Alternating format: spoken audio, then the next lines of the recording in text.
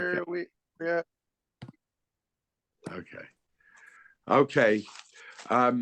So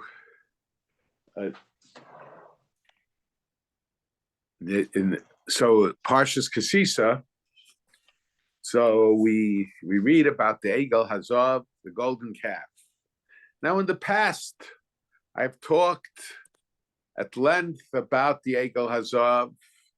I'll just quickly go over what the way I have explained in the past, but there is I wouldn't call it a new approach, but something that I want to add to that explanation. And I think that the addition is very important concerning what Klal Yisrael is facing today. Now, Chazal tell us that the Parah Duma, the red cow that was burned to ashes, was taken with living waters and was sprayed on a person who became contaminated because of his contact with the dead. So the Parah Duma is a kapara, an atonement for the sin of the Eigel Hazav, for the golden calf. And the question is, what is the connection? And this is a question that I've discussed many times in the past. Now, and what I've mentioned is that there are two approaches to life. One approach to life is to see life as a process of dying. And the other approach to life is to see life as a process of living. 1 second, I just want to shut off the phone.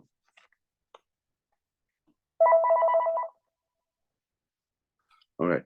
So one approach is to see life as a process of dying, and the other is to see life as a process of living. Now, every day that we live is an extra day of life. And we look forward to more days of life. But when we see life as a process of dying, we view it from the perspective that every day is a day closer to death. Sometimes that approach is necessary. That was one of the arguments that Reb Chaim had with Rav Petterberger, because the Gemara mentions that the person who sees himself on the verge of sinning, one of the things he should focus on is Yom HaMisa, the day of his death. And Rav Petterberger was of the opinion that it's important for people sitting and learning Torah to have that perspective also. And Reb Chaim said that's only a last resort. He says learning Torah is a better resort, but there are certain individual cases where we have to use extreme measures.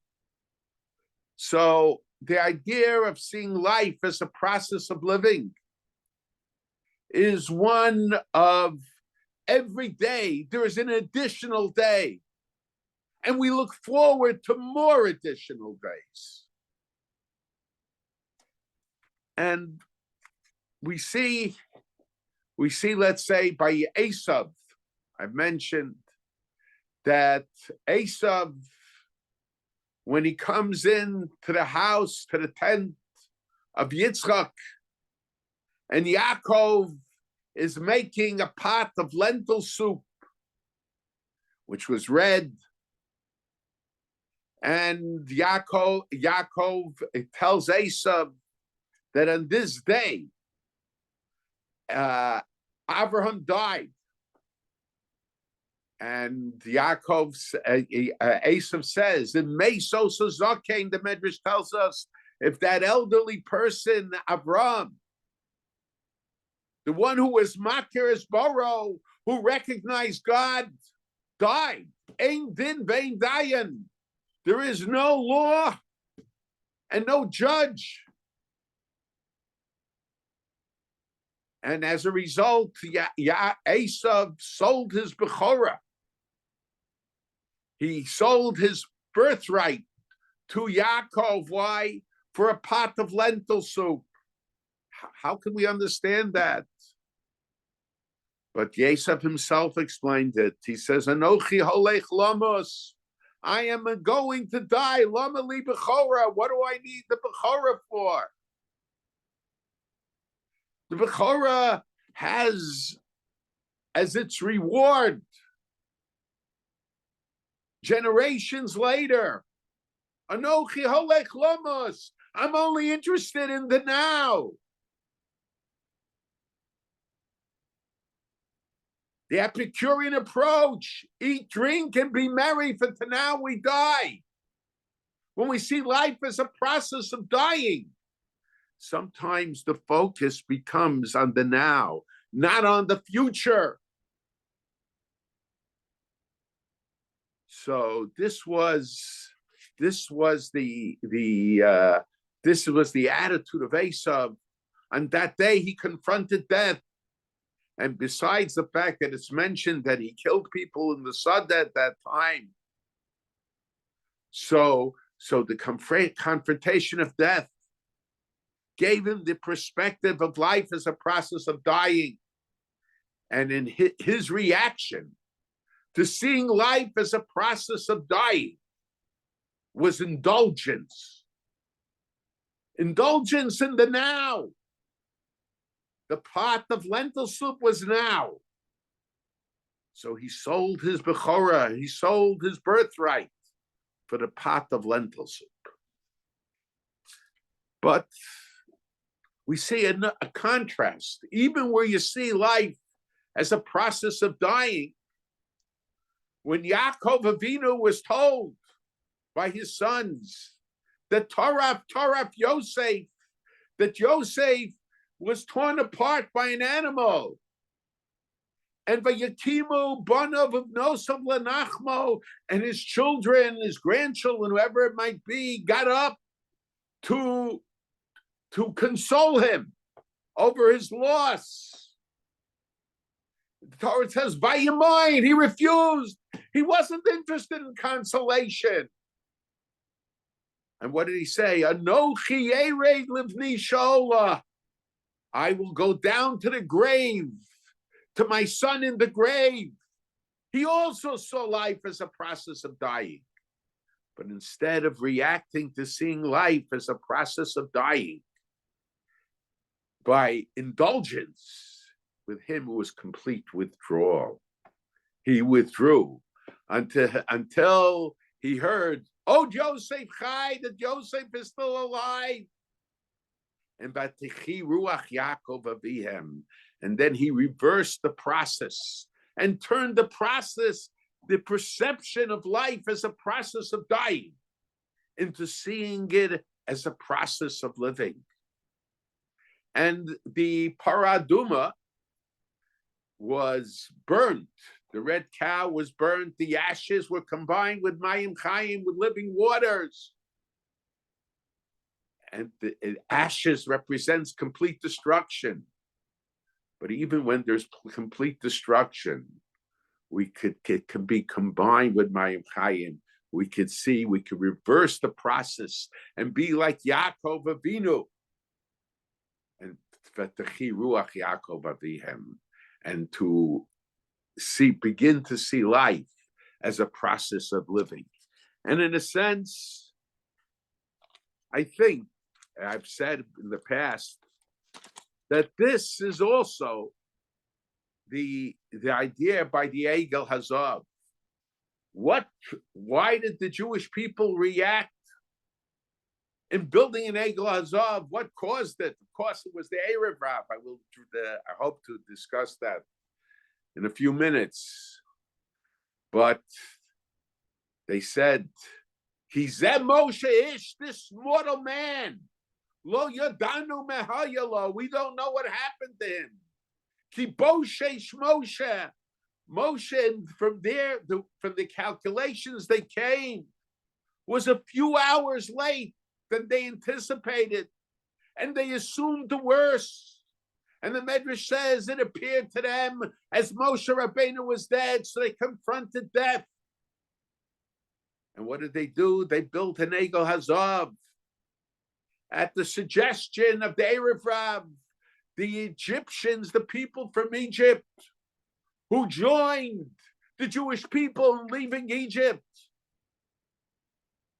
And they built a golden calf, and they stood in front of the golden calf, and they said, Eilu Elohecha Yisrael, this is your God, O Israel. 40 days earlier, they said Nasav and Ishma. They went a level higher than Malachim, than angels. And all of a sudden, they stand in front of a golden calf, and they say, Eilu Elohecha Yisrael, this is your God.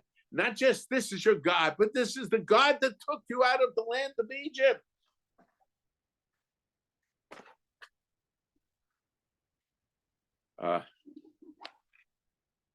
So, Eilu Elohecha Yisrael, Asher Halucha Me'eretz Mitzrayim, that took you out of the land of Egypt. Okay, it was the Arab Rav who said it, but to a certain degree, it was accepted. So how are we to understand it? But it was the confrontation with death. The Torah tells us that after, what did they do when they made the Eigel Hazav, when they made the golden calf?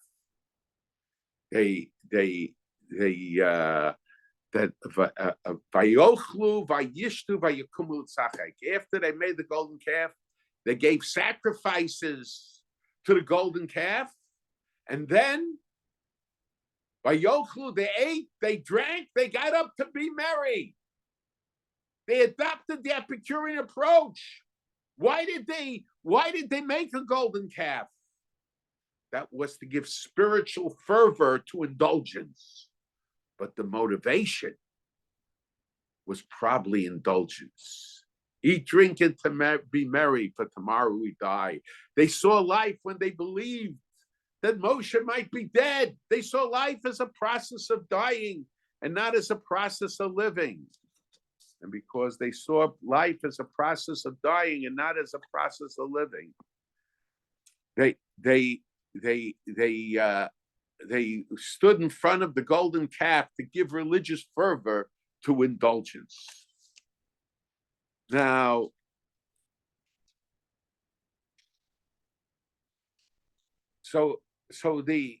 this is the approach that I have suggested, and understanding to some degree how the Jewish people went from the heights of spirituality into the abyss of idolatry. I want to suggest, and not that it's not a negation of the approach I suggested before, but on the contrary, I think the two approaches work together very well. Now we take a look. It was the influence of the Erev Rav. Who were the Erev Rav? The Erev Rav were the Egyptians. So it's very strange. These Egyptians, who now, together with the Jewish people, confront this crisis of Moshe Rabbeinu disappearing from the scene, the Jewish people not knowing what to do. And they tell to the Jewish people, Eilu Elohecha Yisrael, this is your God, who took you out of the land of Egypt. They were running away. The golden calf seems to have been part of the heritage of Egypt. So on one hand, they are finding fault. They're criticizing. They're reminding the Jewish people of how terrible Egypt was to them, and that they had to be redeemed from Egypt. On the other hand, they are attributing The redemption to Egypt. They're attributing the redemption to Egypt to the golden calf that was worshipped in Egypt, and at the same time, they're critical. They say it in a form that is critical of Egypt. How we to understand it seems to be a contradiction, and it seems, and that's historically correct also, that there were many different eras in Egypt. And together with each era, there were groups of pharaohs. And sometimes one group came to an end and another group took over. And within the group, different pharaohs themselves, one after the other. And the nature of their religious perspective, changed. The accepted religion in Egypt changed with each pharaoh. But it's quite possible, in fact, very likely, that the nature of the religion as it was in previous generations, even though it officially changed, with many individuals, they remained somewhat loyal to the old ways, to the old avodazaros, to the old forms of idolatry. Now, it's very interesting that the purpose of the Korban Pesach was to take the lamb, which was the god of Egypt, and to tie it to the bedposts. And all of a sudden, we're dealing here not with golden lambs, not with golden sheep, but we're dealing with golden calves. Who was the god of Egypt? And it's possible that they were both gods of Egypt. But why the focus here? Why the focus here on the Eigel, on the calf, on the cow, on the bull? And it's very likely that we take a look. It's very interesting. You take a look at the dream that Parah had in Parshas Miketz. He had two dreams. Vayikatz Parah in the middle, but then he goes back to sleep. And in the first dream, he sees 7 cows exiting from the Nile. And those cows look very healthy. And then comes 7 other cows who, on the contrary, are almost like skeletons. And the cows who are like skeletons eat up the wealthy cows. And then there's a second dream where there's stalks of wheat. And then there are others that come and are eaten up, eat up the first ones that were good. What is the idea behind it? I'm wondering whether the first dream, in other words, the attitude that the Ovdei Avodah Zarah had was, is the gods happy with them? Their gods, their deities, happy with them, or are their deities not happy with them? It was an attitude, we have to appease the deities. We have to give them sacrifices to satisfy them. And all kinds of other things that we have to do. And the seven cows that were healthy is obviously a reference to, if we assume, and historically it was, that there were periods in Egypt when the cows and the bulls were considered to be holy objects. They were a source of worship. It could be not in every period of time. And it could be that during the period of time of the Parah of Yosef, when Yosef first came to Egypt, the cows were held in high esteem. And these were the Parahs. And these were the Egyptians who were associated with that Parah.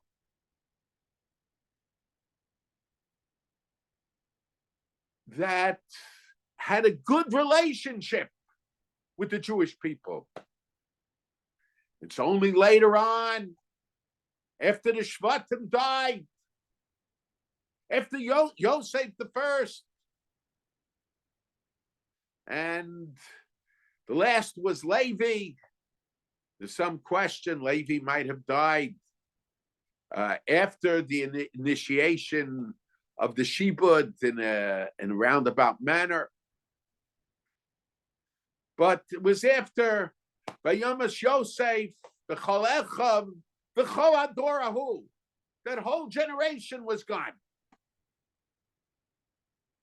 Vayokam Melech Chadash al Mitzrayim.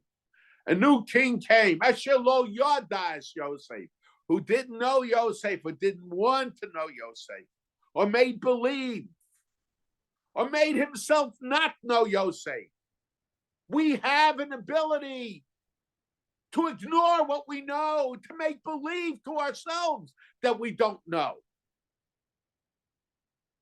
And unfortunately, when those that were our friends, or might have been our friends, do so, sometimes we imitate them also.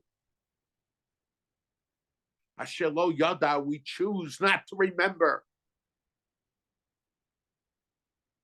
It's something that we confront time and time again, because sometimes what we want to believe is what we believe. And what we don't want to believe, we make believe as if it never happened. Anyway, and actually there is a historical basis for it, because it's pretty much assumed that the Paros in the time of Yosef were from the Hyksos. The Hyksos, there is this a disagreement among historians where the Hyksos came. But the Hyksos were not original Egyptians. A matter of fact, it's possible, because the period of the Hyksos rule was over 100 years more. It was a long period of time. It's possible, I don't know, that Hagar might have been, she was a daughter of Parah, the Medrash says. So Das Kenim Ibalatosva suggests that he asks the question, how could Abraham marry Keturah? But the Avos observed the whole Torah.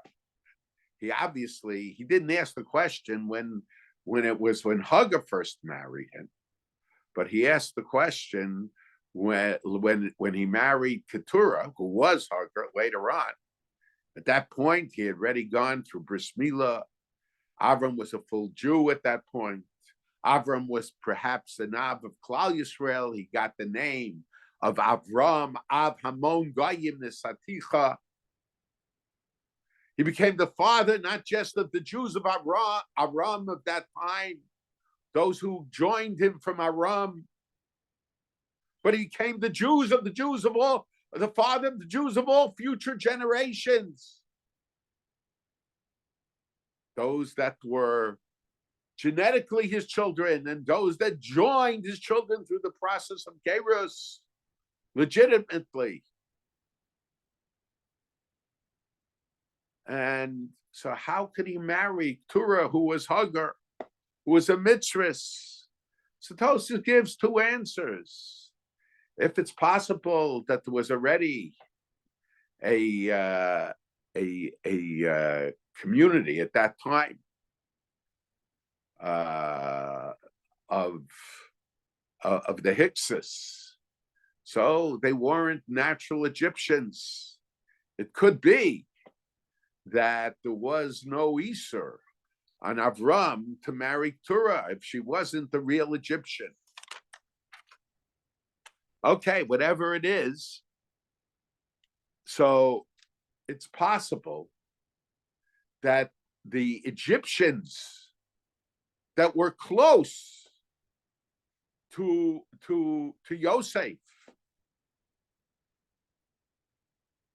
and perhaps the cow symbolized, because of the dream of Parah, he symbolized that relationship. Their relationship was identified.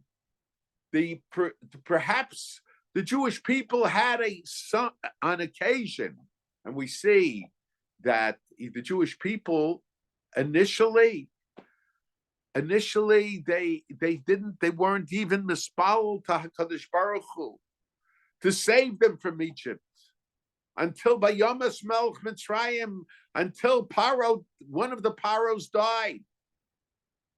Apparently, they were sure that when Parah will die, so then the Egyptians, who they had such a good relationship previously, would again treat them nicely. And it was only because this Parah arose who enslaved them. But then when they saw there was no light at the end of the tunnel, but Tal Shabbosam Elokim, they were mispalel to God. But in any case, so at least for a certain duration of the period of time, the Jewish people in Egypt had a positive attitude because of the time of Yosef to some of the Egyptians. They didn't realize the hatred permeated Egyptian society. They thought it was the influence of this one Parah. And it's obvious that the other members of the Egyptian society that were not associated with the Parahs that enslaved the Jewish people also felt the negative attitude that Parah had to them. In fact, we could suggest when Parah suggested to, even though many of the Hyksos were expelled from Egypt at that time, but there was probably still a fear of the Hyksos returning. So when Parah talks to the Jewish people, to the Egyptians, he says that the Jewish people will join their enemies. For Allah min haaretz. And the Jewish people, Rashi explains it differently, but the simple reading is that the Jewish people, will join our enemies. They'll join the Hyksos, or whoever the group might be. It doesn't have to be the Hyksos. But they have alliances with the people who we expelled, and they will join with them. So these were people that on one hand, they at one time ruled over Egypt to a certain degree. They adopted Egyptian identity, but still identified with their past. And because of that past, they were probably discriminated against. And when the Jewish people left Egypt, probably many of them were part of the Erev Rav. And they specifically chose the Eigel. They chose the cow, because the cow was the god that symbolized the initiation in the dream of Parah. As a result of the dream of Parah, the relationship between that group of Egyptians and the Jewish people. So that's why they were able to say, Elu Elohecha Yisrael, that took, this is your God, O Israel, that took you out of the land of Egypt. Because this God was our God. We who were discriminated by the Egyptian society also. And the Jewish people, having lost their leader, having lost in their mind Moshe Rabbeinu. So they were ready to be joined together with the Erev Rav. They were already joining together with the Erev Rav. And the Eigel Hazav represented that special relationship that existed between them and the Erev Rav. Now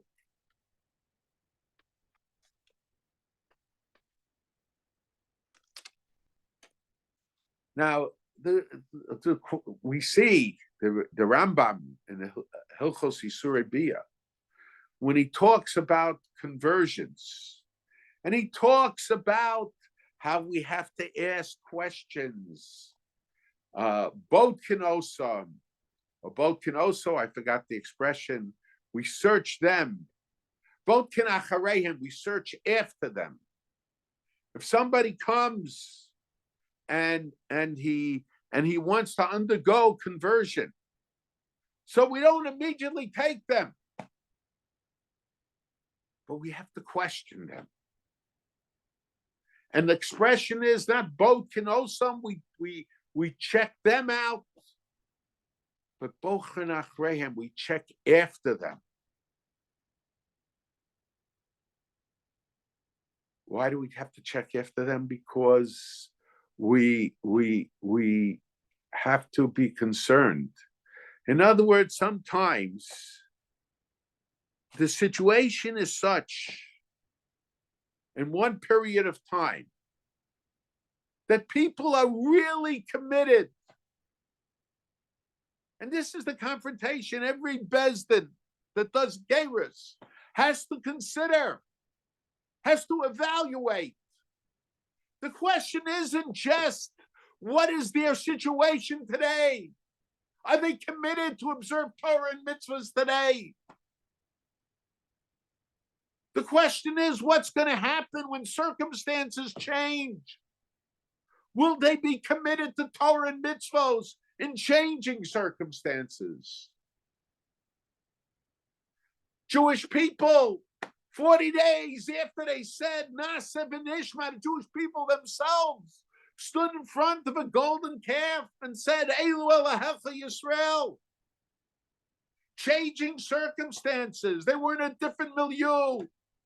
Moshe Rabbeinu wasn't there anymore. They were only able to identify with HaKadosh Baruch Hu. the way they should when Moshe Rabbeinu was there. And Moshe Rabbeinu disappears from the scene. And our circumstances are constantly changing. And the Besdin has to try to evaluate what will happen in changing circumstances. What will happen when there are decrees against the Jewish people?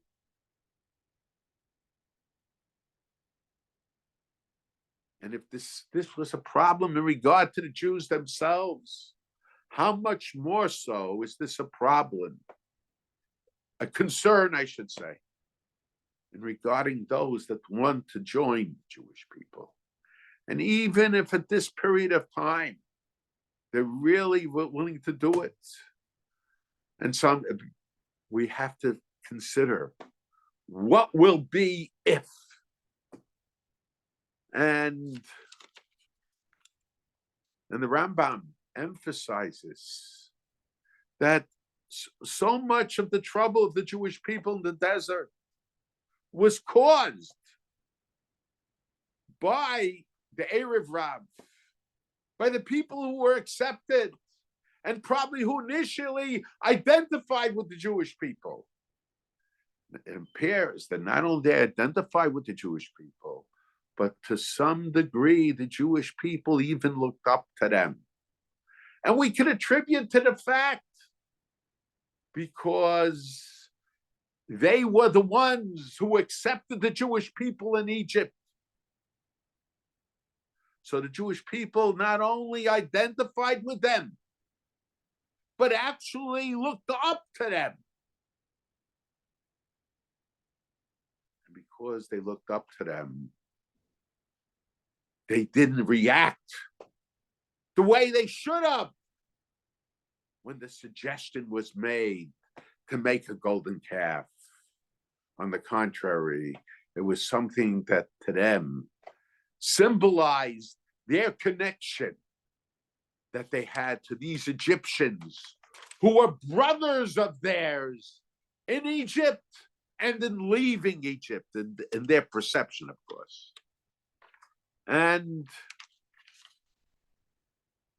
this becomes intensified. Now, Chazal tell us that the women did not cooperate in giving over their jewelry for the Eigel Hazav. In fact, Rabbeinu Yechiel, the brother of the Torah brings it down, that Rabbeinu Yechiel suggested that Rabbeinu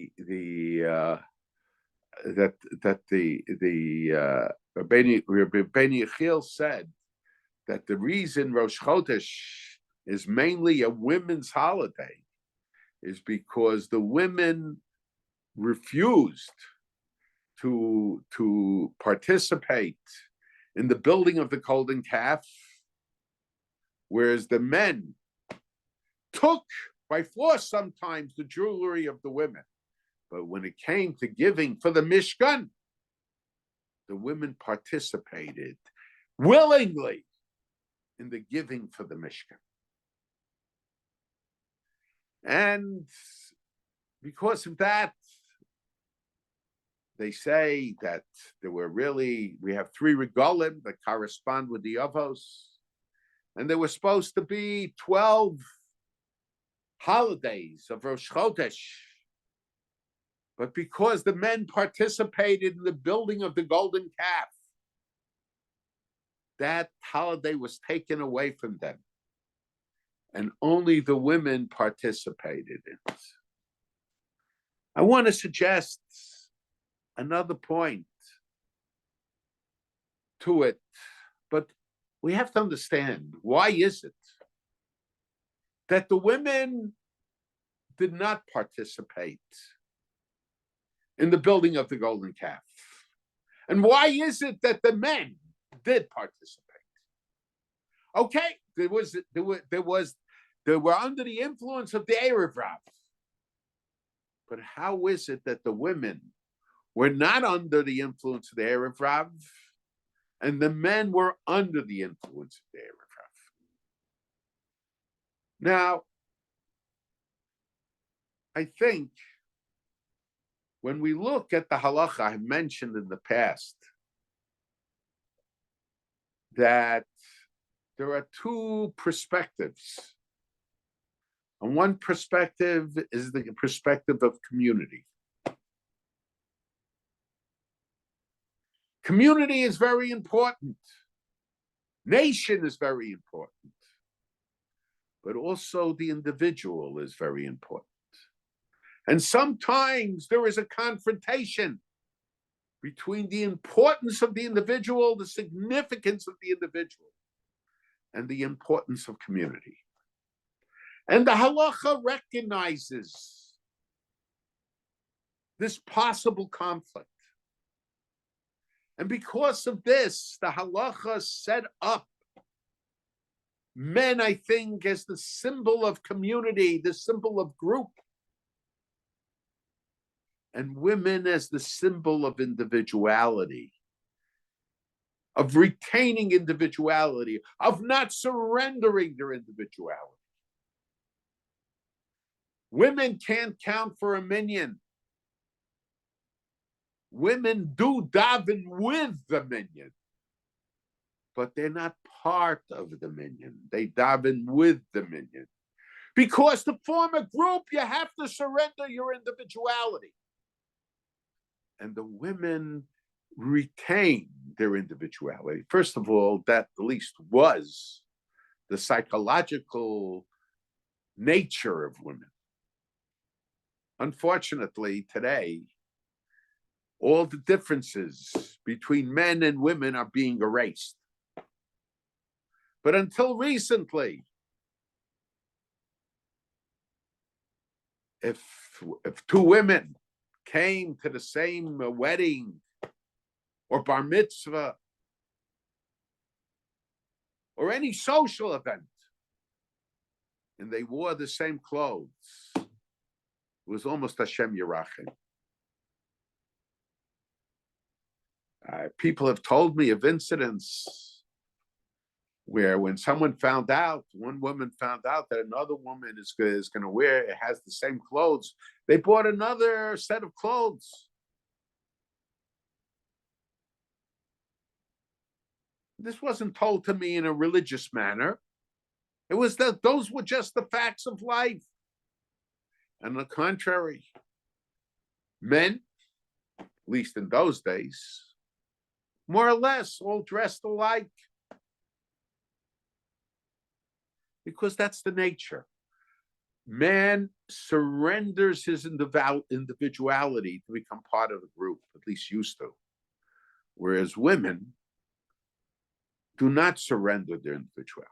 To a large degree, we could suggest that that was because women were identified with the house, with the home, with the tent, whereas men left the house, left the home. And of course, that is changing today. And there's such a thing as a mob psychology. When you see, we read, well, now it's a little different, but only a matter of 4 or 5 years ago, when they would break the windows down, it was a mob that did it. And many of those that were in the mob, alone, they would not have done such a thing. But in their mind, it wasn't them that was doing it. It was the group that was doing it.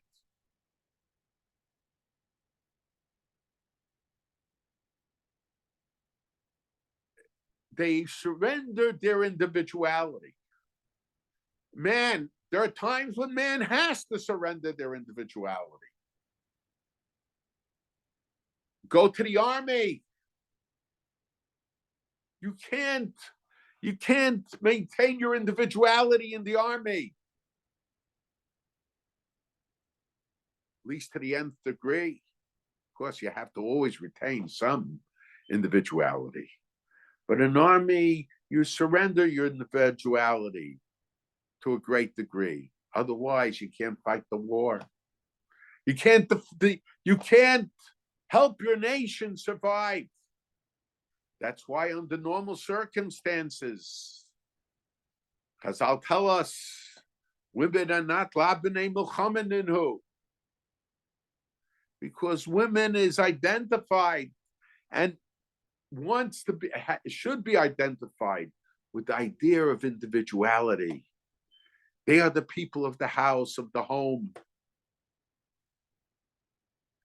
They daven with the minyan, but they are not part of the minyan because they don't surrender. They're not. We want them to be the image of non-surrender of individuality. Of course, every person, men and women, have to understand the importance of community, the importance to some degree of surrendering your individuality under certain circumstances. And at the same time, to understand the importance of individuality, maintaining individuality, even when you become part and parcel of the group. You have to be able, you don't surrender your individuality of thinking. You have to evaluate the thing. At the beginning of this week's Sedra, the Torah tells us about the Machzis HaShekel. And the Torah says, and this is what you shall give. And the Yerushalmi tells us that Moshe was niskasha. Moshe didn't understand. What is the idea? This is what you shall give. So Heralo HaKadosh Baruch Hu took out from underneath his kisei hakavod, underneath his throne, his heavenly throne, a Machzis HaShekel, a coin equal to the Machzis HaShekel, Kimineish, in a form of a fire. And he showed it to Moshe, and everybody's troubled. We showed him, what is it that Moshe didn't understand? And the answer, I think, we could suggest, other answers were given, but we could suggest the Machzis HaShekel was given as a kapara. It was given as an atonement. And when they gave the Machzis HaShekel, whatever it was given for, let's say for the karbanos or whatever it was, for parts of the Mishkan, whatever it was for, given for. It was given, let's say, to buy karbanos sibor, the sacrifices of the community. How could they get kapara atonement for the individual? So HaKadosh Baruch Hu, Eish, fire represents in Kabbalah, Mimata Lamaila, it goes up. Don't think when the karbanos are bought, the Machzis HaShekel that the individual Jew gave doesn't go to heaven. But the carbon is a vehicle to show that when you give, even though it comes part of a tzibur, part of a community gift, and it applies to other things as well. This is just where we learn it out from. Heaven recognizes not just what the community did, but what the individuals who are part of the community did. So we have to, on one hand, we are community, but we have to retain individuality also. We retain individuality in the eyes of heaven. And perhaps even more important, in our eyes, we have to retain individuality. Because if we don't retain individuality, We join groups that not only are against HaKadosh Baruch Hu, against the Torah, but against ourselves as well. It's very interesting. I was looking at all these demonstrations that were taking place against Israel. And I'm not just talking about the Jews that have joined them. And I'm talking now about the left-wing ones. The right-wing ones are also mentally ill, in my opinion. But there it's base hatred, it's pure hatred, and hate. The power of hate is greater than the power of love. But we see all these groups. You see people marching with homosexual flags, joining the Muslims who would give them a death sentence if they would be in Gaza.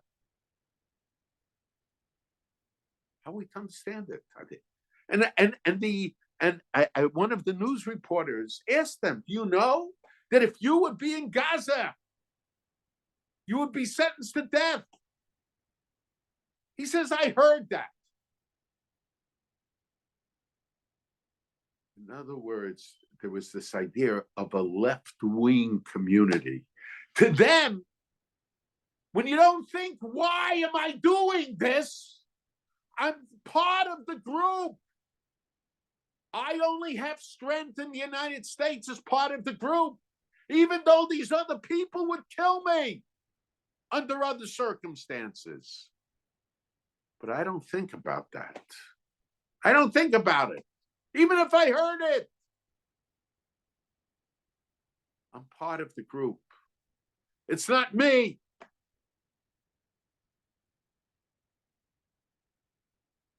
This is the attitude. What unites them is a left-wing attitude. You have left-wing Jews.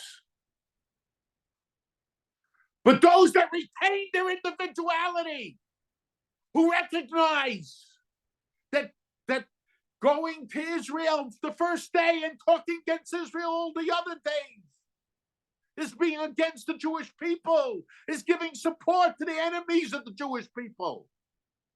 Those that don't want to fool themselves, they retain their individuality. But unfortunately, most of them can't see themselves parting from their group, and they're ready to sacrifice their brothers and sisters in Israel. And they will support the enemies of the Jewish people. They will support those that support the Arab members who refuse to condemn the chopping off the heads of the Jewish children. Why? Because they're part of a group and they choose not to think. They let the group think for them. So this is how the Eigel Hazav. The Eigel Hazav was, they looked up to the people, the Erev Rav, who came from Egypt. And they even saw them, that they went out with them from Egypt. They were the enemies of Egypt. They took them out of Egypt. And HaKadosh Baruch Hu said, Saru Maher. When he told Moshe Rabbeinu, they quickly deviated from the path. They quickly deviated from the path because 40 days beforehand, they said, Nasa Benishma. But Saru Maher can mean because when you don't think, you act quickly. If you give it time to think, you don't act quickly. Saru Maher, those who came part of the group, they didn't think. So they acted right away. They didn't evaluate. They didn't think about the past. Or they only thought about the past that they wanted to remember. So this is the Eigel Hazav. The Eigel Hazav, to them, symbolized their connection with these people. Unfortunately, today, there are many who even recognize the travesty that was committed on October 7th. But to them, the most important thing is I'm part of the group. And I should not think independently of the group. I can think independently, but I act together with the group. And because of that, they come out, they're against their own people. And ultimately, they will cause harm to themselves because that group will turn against them also. Okay. All right, brilliant as usual, Moshe. We have a couple of questions. Okay. Number one, is there a connection between Yosef and him being carried for burial in Eretz Yisrael and lifted from the water with the phrase "Ale Shore" and the Eigel? He's lifted from the water with Ale Shore. It's how Moshe brings him up. Yeah, I got him out. And the okay, I don't know. I don't think so. But okay, listen, I'll have to look into it. Okay, so now question number two then. Why were we not expelled at the Hyksos? I realize everything was planned by Hashem, but the explanation because we didn't have the power in Egypt that the Hyksos had. Oh, so they were more of a threat at that point. So they were thrown out. That's right. They were the kings of Egypt. Okay, another question here. So was there another explanation that the Balei Tosfos gives as to why Avram can marry Keturah? Yeah, Balei Tosfos gives two answers to the question. What was the second one then? Huh? What was the second one? I don't believe you said. Sure, that had to do with the brachas that he got, but that's okay. But what was the second answer from the Balei Tosfos? I don't believe you. Did you mention it? One answer was because Avram was a ger, and a ger was allowed to marry a mitzvah who converted. And the second answer is that it was P, and that's the teretz the Brisker Rav favors. It was instructions that he received, the Ruach HaKodesh from heaven.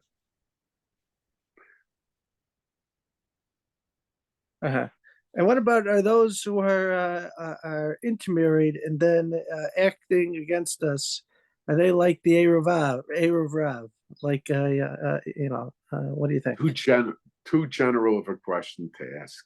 Well, would you like some specific people that were included in the question? No. Okay. All right. Anyway, anybody wants to discuss specific questions, talk to me, or whoever they choose to talk to.